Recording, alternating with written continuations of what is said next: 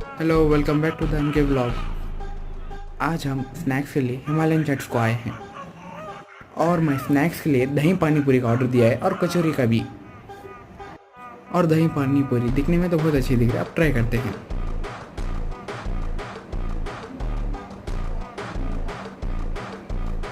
दही पानी पूरी मुझे बहुत ही ज़्यादा पसंद है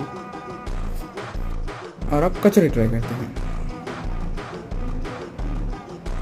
और आपको ऐसे ही फूड ब्लॉग्स के लिए इनके ब्लॉग्स को फॉलो कीजिए और कमेंट कीजिए। मुझे कचौरी ओके ओके दिख रही है। Thank you for watching this channel.